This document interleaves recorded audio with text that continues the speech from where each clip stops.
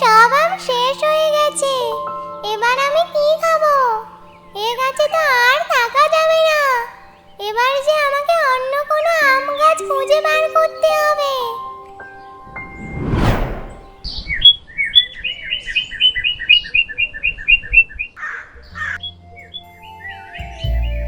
আরে বাস, ওই যে একটা আম গাছ, গাছ ভর্তি আম হয়েছে। কিন্তু ওই আম গাছটা একটা বাড়ির কাছে, তাতে আমার কি? আমার তো শুধু আম খাওয়া নিয়ে কথা। হি হি হি।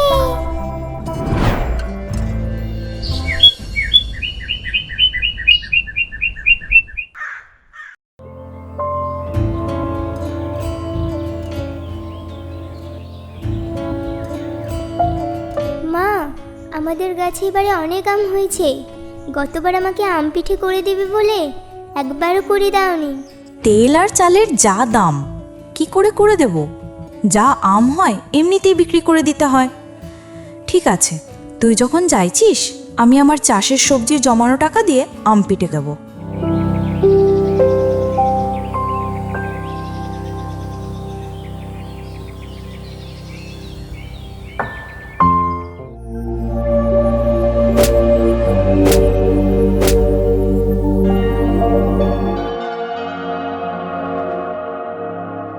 ওরে বাবা গো, মরে গেলাম। কি আমটা এত জোরে মারলো? এত জোরে চিল্লাচ্ছিস কেন?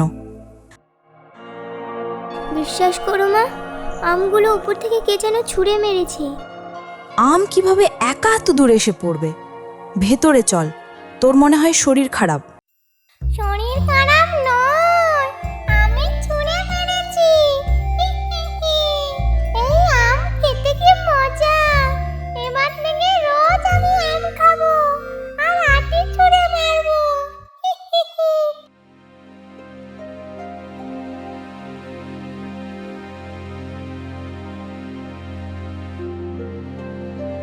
কই গো সীমানা, কোথায় গেলে? বেলা যে গড়িয়ে গেল।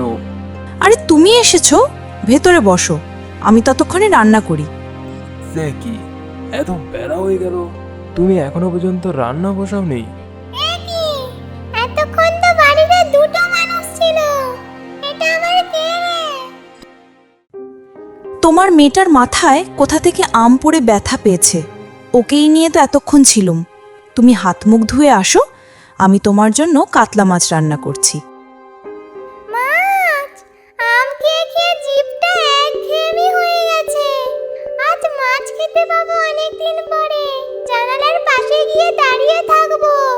বউটা একবার সরলেই সব মাছ খেয়ে নেব।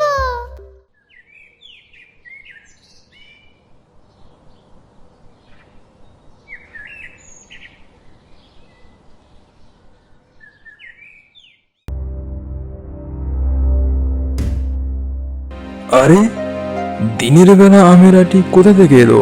এ তো আচ্ছা জ্বালায় পড়লাম। সকালে মেয়েটার মাথায় অমন করে আম পড়ে অসুস্থ হয়ে গেল, কিছুই তো বুঝতে পারছি না।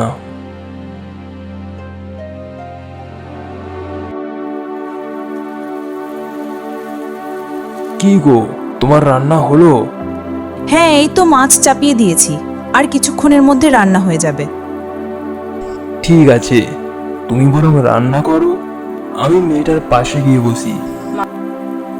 মাছগুলো হয়ে গেছে মনে হচ্ছে, আর একটুখানি রাখলেই হয়ে যাবে। আমি বরং ততক্ষণে ওদের দুজনকে ডেকে নিয়ে আসি।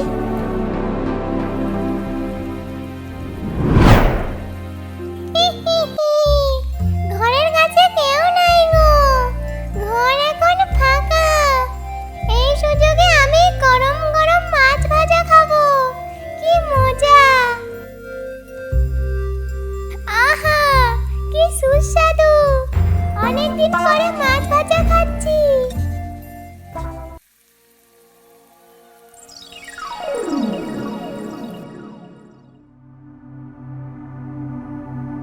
এ কি, সব মাছ কোথায় গেল? কোথায় গেল মানে? আমি রান্না চাপিয়েই তো তোমাদের ডাকতে গিয়েছিলাম। ওই দেখো, জানলা যে খোলা, বিড়াল এসে সব মাছ খেয়ে চলে গেছে। এত বেখেয়ালি হলে চলে? কিন্তু এতটুকু সময়ের মধ্যে কি করে সব মাছ খেয়ে নিল? মাছ বাদ দাও, তুমি বরং যা আছে ওই দিয়েই খেতে দাও। আমি থাকতে শান্তিতে থাকবে, সেটা আমি কি করে হতে দেব?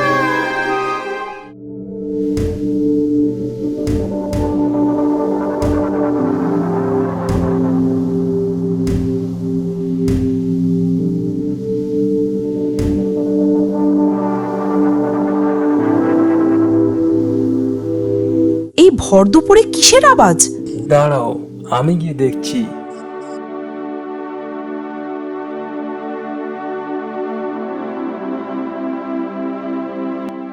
এ কি, বিনা কারণে এতগুলো আম মাটিতে পড়লো কিভাবে?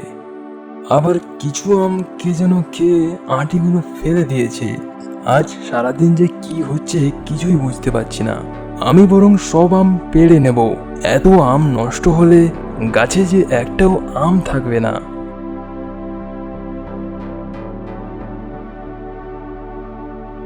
কি গো, তুমি এতক্ষণ কি করছো?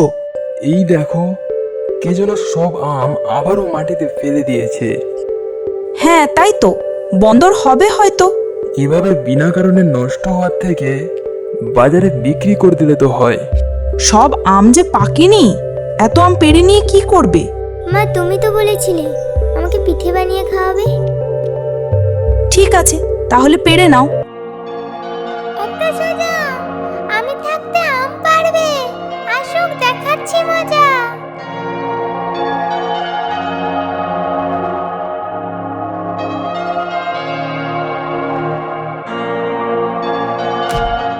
ওরে বাবারে, মরে গেলাম। আমগুলো কোথায় গেল কিছুই তো বুঝতে পারছি না। ওপরে বান্দর লুকিয়ে আছে মনে হয়। এখন যেও না, কাল না হলে পেরো। মাথা ফেটে গেলে কবিরাজের কাছে যেতে হবে। যে আমগুলো মাটিতে পড়ে আছে সেগুলো দিয়েই আমি পিঠে বানিয়ে দেব। চল তুই।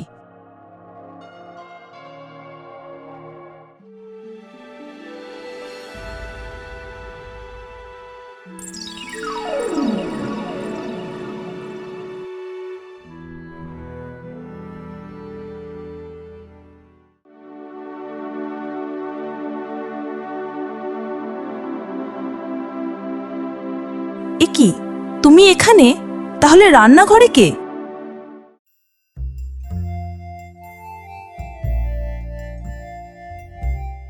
এ কি, এজ এক শাকচুন্নি?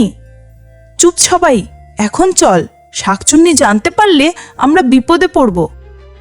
রান্নাঘরে যায় শাকচুন্নি বসে আছে, এবার কি করবে? সারাদিন তাহলে এই এত কাণ্ড করেছে।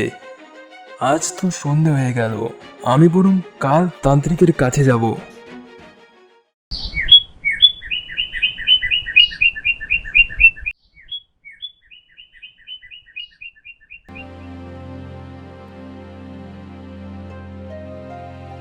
রতন সাধু বাবাকে গিয়ে সব খুলে বলে।